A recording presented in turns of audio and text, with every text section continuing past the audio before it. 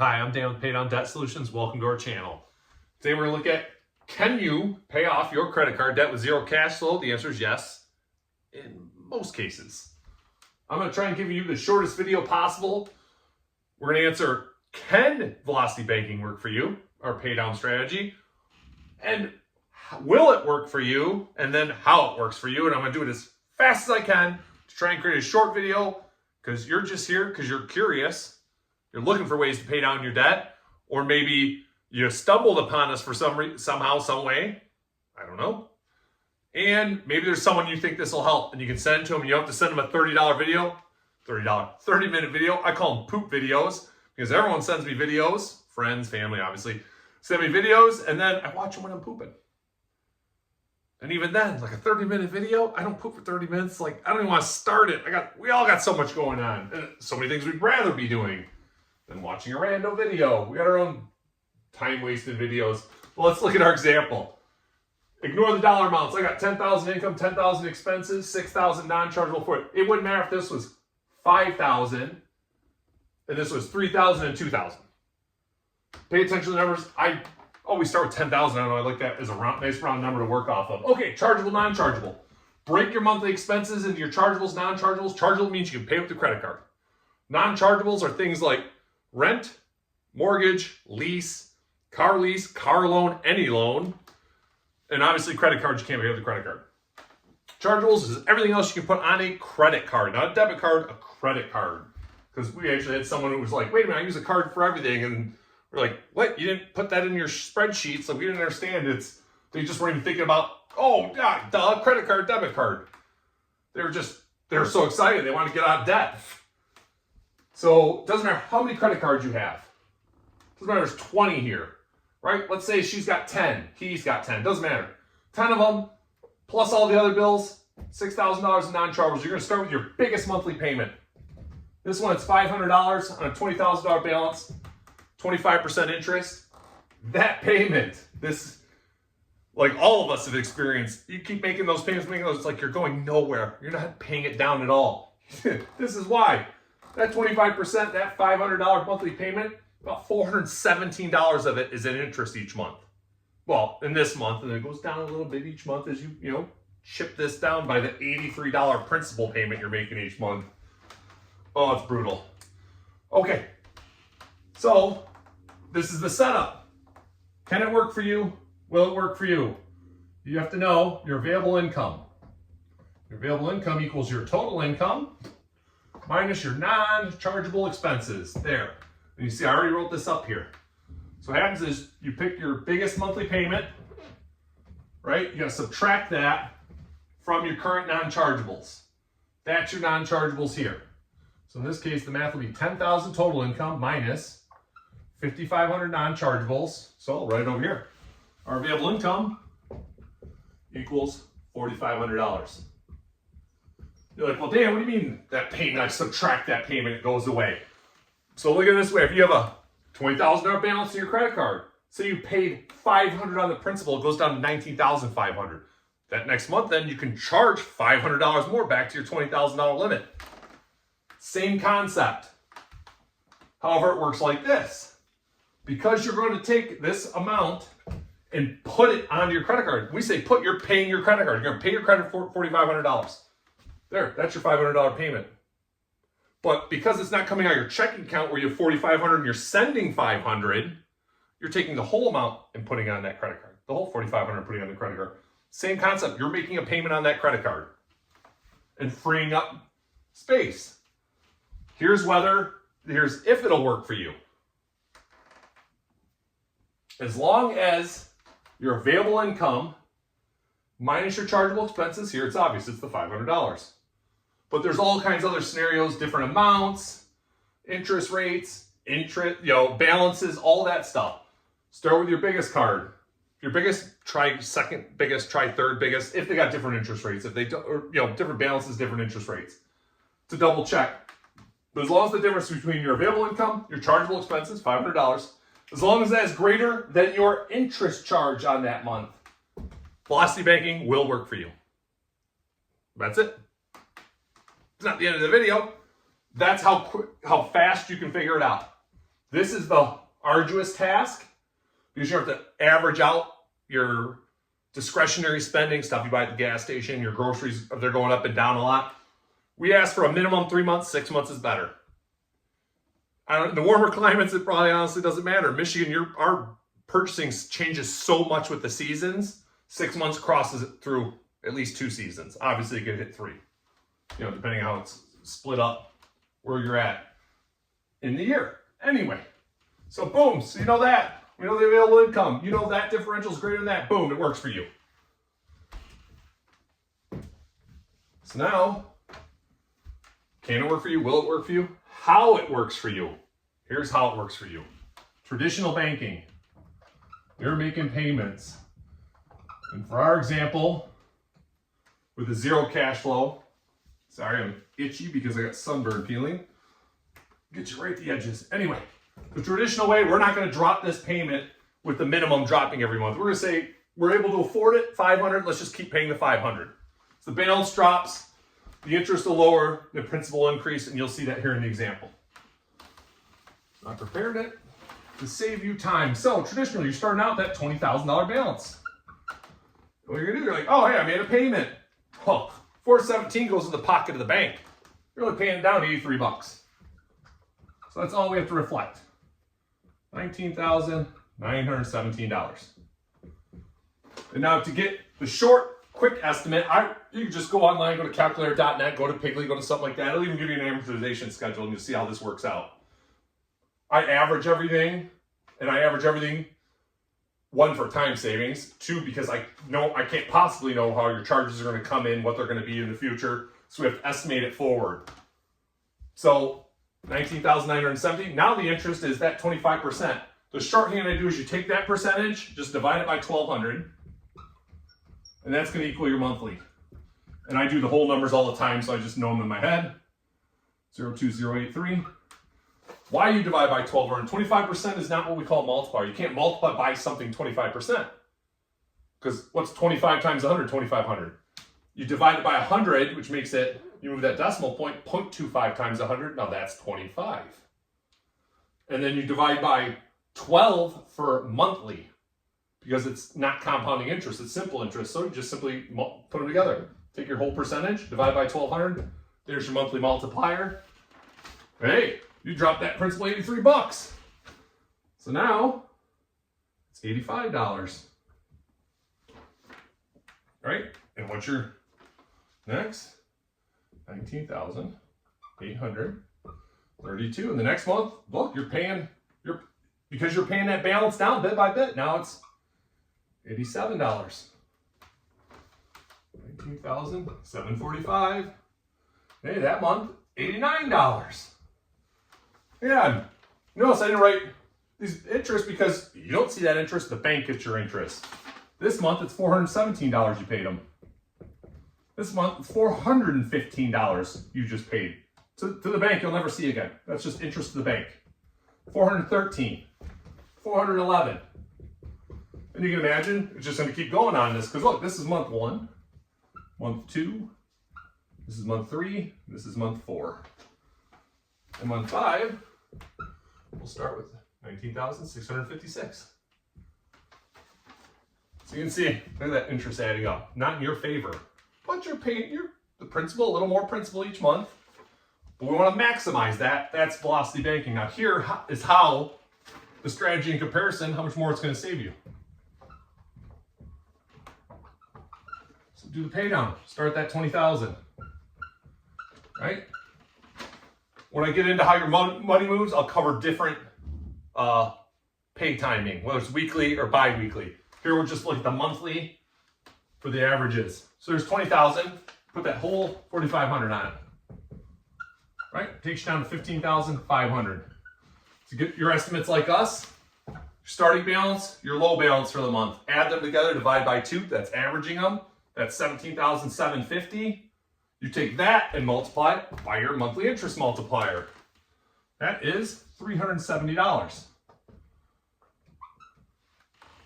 Right? Because I can't write it like this because you're no longer sending a payment to them. You're putting your money on there. Well, interest is still going to accrue until that balance is gone.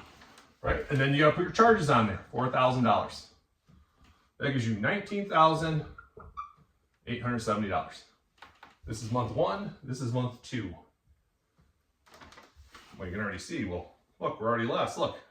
Month 1 I paid $417, this month 1 I paid $370.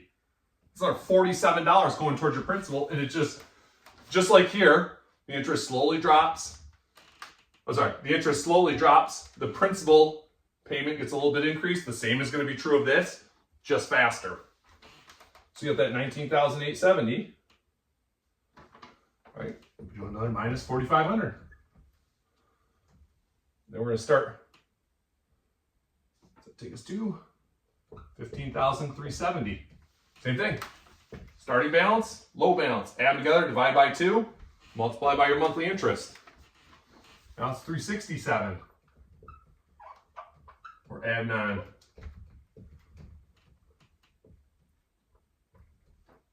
Right? Then, can't forget our expenses that month, $4,000. So that's $19,737. So let's look. There's month 1, there's month 2, month 3. So you're barely even into this. You're already a month ahead. That was the starting balance of month 4. Here's the starting balance of month 3. And look at the interest difference. $417 versus $370. $415 versus $367. You're keeping more money in your pocket. And these are interest costs. That's interest. You can see how much you're saving month to month, and it's just going to grow. So let's cut to the end. Well, that's great. Okay, I'm saving money. Where's it all going? Obviously, it's going to save you money. But how much? Just this one instance. So this one example is one credit card.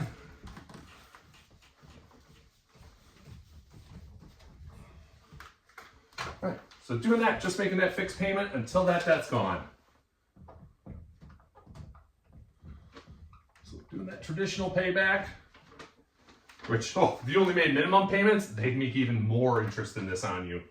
Traditional is going to cost you, estimated, $23,449 over 87 months, which is 7 years, 3 months.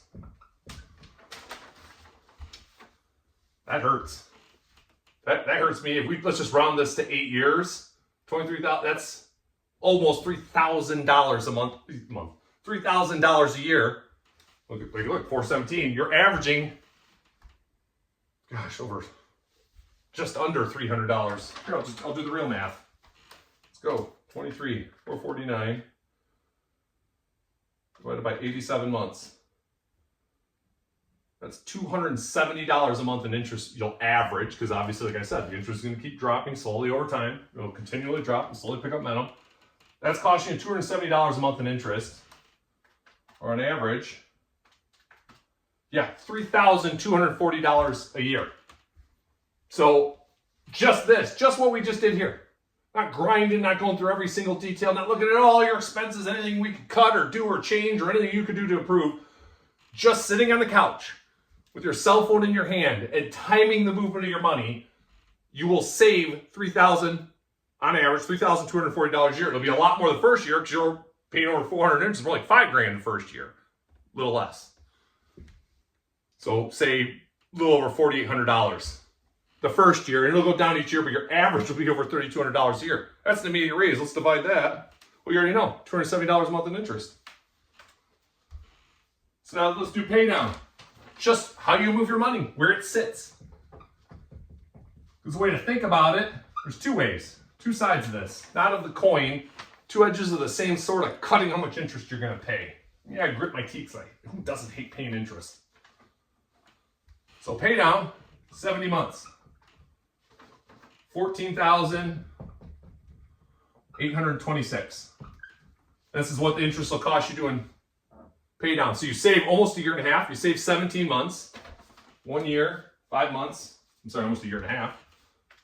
And let's see the cost savings. 23,449 minus 15,826. You're going to save $8,623 in 70 months, which is 5 years, 10 months. Let's just make it 6 years. Divide by 6. You're saving $1,437 a year doing pay down. That's your difference. That's how much you're saving switching from this to just how you move your time, your money. So now let's cover that part. So you're like, well, that's great. I got to move money. What do I got to do? So there's your savings. Save. Do that from memory. 6,000. Ooh. Can I do it from memory? No, I cannot. Oh, sorry. 8,623. That's what threw me. Got the 6 first. $8,623. 17 months is what you save. So you guys don't deposit, right? It's not how. This is how it saves you, but how do you do it? What do you have to do? So here is how it goes. Here's your checking account, right? And I'll get into the two sides of the example. Here's your credit card. Here's your bills. Bill 1, Bill 2, Bill 3, let's say Bill 4. Right? Chargeable, do non-chargeable, it's irrelevant, however it works out. Okay, let's say it's monthly, and I'll break it down. So all your money gets dumped in here. $10,000 goes into your checking account. Your available income, $4,500. So the $4,500 goes into your credit card. Oop, is that ugly? All right, so $4,500 goes into your credit card. Now, bill 1 comes due, charge. Bill 2's up, charge. You charge it. Pay with your credit card. Oh, bill 3, bill 3's not charge. However you were paying that before, out of your checking account, whether it was auto pay, bill pay, or mailing a check, or if it's your sitter pulling cash out to hand your sitter cash. All right, same thing, bill 4 comes due. Here's the part where you have to pay attention to yourself. So, say you're getting, well, the lump sum's easy, right? All the money comes in and, hey, whoop, you can, I got another one. You can, all the 10,000 comes in, well, I can just take the 4,500, but that's not how life works. Many people get paid weekly. So let's say it's 2,500 a week, right? So you get that 2,500 in into your checking account on a Friday. Next week, let's say you get all these bills due. It's not even about next week, whether it's weekly or bi-weekly. Before your next paycheck, what bills do you have? Part of organizing this is also paying attention to what your due dates are. But you don't have to necessarily map them out. But once you verify the available income, and yeah, this will work for you, and hey, I saw those numbers, I want to save thousands of dollars every year. I don't want to give that money to the bank, I want to pay myself that money. Once you get to this point, you don't have to know the dates. You just have to know what is between, I just got paid today, my next payday, what bills do I have? So the monthly, you can look up the weekly average, right? So your chargeable is 4,000. Never put less than 1,000 on it, say a week, right? So if you got 2,500, if you only say you got one bill due, it's $800. Put the 1,000 on because that's what's lowering your interest. If you've only got one bill due, you can put the maximum. Like say, well, you can't put the maximum. So you got $2,500 on a Friday, right? Next week you got a $500 payment due. Maybe not put every dollar. You have to pay attention to your discretionary spending, your chargeables. But you always put every dollar you can, paying attention to not exceed your available income because you've got bills. You've got non-chargeable bills. So from this paycheck to that paycheck, know what bills you have. Average it out per week, say for the month, or by every other week, the bi-weekly average, or full month average. You move enough money to cover the bills you have coming, plus as much as you can put on there, and still make sure you have enough in your checking for the non-chargeable bills. So let me think. I didn't think of an example for this part. But let's say you have $2,000 in chargeable bills next week. You got $2,500. Well, put the full $2,500 if you know, hey, my next paycheck, that's when I've got more non-chargeables coming out. And vice versa. If you got a bunch of non-chargeables before your next check, you got to keep more money back and only put enough in there for that weekly average spending. Say there's no chargeable bills, just non-chargeable. Yeah, but you got discretionary spending, groceries, gas, a soda. Starbucks coffee, whatever it is, you got to account for that. That's the little bit of dancing you have to do. But again, you're going to do it sitting on your couch with your phone in your hand. Some people will be sitting at a desk with a laptop. Lucky them. I have to do both. Whatever works best for you. I say that because I do most of my banking sitting on my phone. I don't go to my computer to do it. I just open my phone and move money and pay stuff. So you got that, the $2,500 in. These are all your bills. And they're going to, let's say they equal the full $2,500. Right? There's 4 of them. I just do, what is it? I don't want to do the whole math. I want to keep it easy. So that's 1,000. Bill number 1's a chargeable. This one right here is 800. Now we're 1,800. Then we're at 300.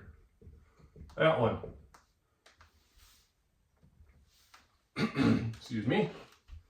That's 400. I think I did that right. 715. Yep. 1,500, right? So it's all coming out. Well, now you know, hey, that 2,500 came to that checking. The whole amount's got to go. No. I was hoping you guys are paying attention. No, the full amount doesn't go. Just the chargeables goes. 1,300. Now, if it's towards, because you got to hold that money back, the non-chargeables got to stay in the account. 1,200's got to stay here. Out of your $2,500, that $2,500 paycheck, because you've got 2 bills to pay out of here. You got these bills to pay out of here. That's how your money's going to move. We don't push HELOCs, but if you have good credit, we always recommend a HELOC, because you see this process. If you have and it's not just a home equity line of credit, business line of credit, personal line of credit, commercial line of credit, you're a business owner. So you see that, you got to kind of keep track. With a home equity line of credit in those zones, you don't have to do any of that. It's so much easier. If you get fortunate enough to have one of those, all right? Oh, gotta write that. Here's your line of credit. All right, now you got bill 1. Well, there's 2 reasons I should say. One, it's easier on you, way easier. But also, you pay it down faster. So let's make the same thing. Chargeable, non-chargeable. Now you don't care. Now every single dollar, whether it's the $10,000 once a month, $2,500 a week, $5,000 bi-weekly, every dollar that comes in goes into your line of credit. And it's that way you maximize, because just think, say your line of credit's $20,000. Say you had a line of credit with nothing on it. You didn't know, you knew you were going to do something, you weren't sure what to do. Say it's got $20,000 on it. Well, if you only put the $4,500 on it, you're only lowering it to $15,500. That's your high and your low. But now if you put your whole income, which you can do, the $10,000, now your high and low is $20,000, $10,000. You're saving that much more interest. You're like, well, I got chargeable, non-chargeables. No, so there's no credit card written here. It doesn't matter. Bill 1's due. When bills 1 due, you take money out of your line of credit back, equal to bill 1. Then you pay bill 1. So easy that is. The money sitting there saves you, keeps money in your pocket. Money sitting here puts money in their pocket. Obviously, it's a checking, not a savings, but they've got, Jen knows, I can't remember all the terms. Banks, the way they lend each other. Let's say they got a million people to checking account, they all have $10 balance. That's 10 million. Well, if they average 10 million a day, they can earn interest. That bank can earn interest on that 10 million a day. They can't factor it out and send it out as loans, but they can earn interest on it. You don't. There's bill 1. Well, how many days later? Bill 2's due. You take that money out for bill 2. You take the money out, equal to bill 2, and then you pay bill 2. So your payment is all conventional. You're just moving the money back and forth like before. You just pay it down with less interest. You pay it down faster. And you don't have to calculate chargeable, non-chargeable. You don't have to pay attention. The only thing you pay attention here is that you don't pay off another debt, right? So say you get this down. You don't want to bring a debt onto it, max it out so you have no money in your checking. This is maximum balance, 0 available, and then you have a bill due. You want to time it between paying your last bill for the month and your next paycheck. That's where you want to transfer. That's it. I can't see the timer on the clock. I shortened it up as much as I can. If you have any questions, message us on YouTube or info@paydowndebtsolutions.com. We have spreadsheets you can fill out that'll help you organize your stuff. And I'm working on a small little program to put on our page where you can come and just plug in your numbers. Plug in these numbers here, your income, your expenses, how your expenses split up, and then your highest payment credit card, these numbers, and it'll tell you if Velocity Banking will work for you. I'm Dan with Pay Down Debt Solutions, always aligned, never alone. Thank you very much.